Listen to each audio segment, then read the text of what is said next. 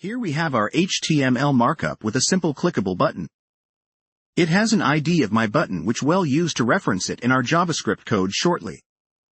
Now, we're adding some CSS to style the button.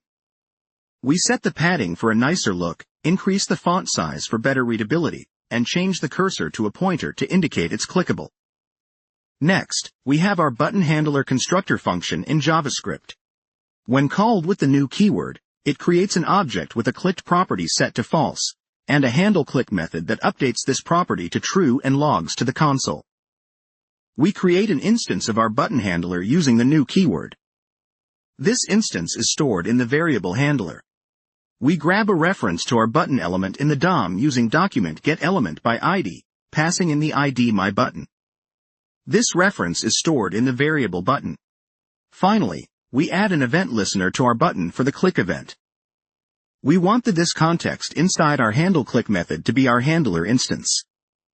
To achieve this, we use the bind method, which permanently associates the handler handle click function with the handler this context. So, when the button is clicked, the handle click methods this refers to handler, setting its clicked property to true and logging the message.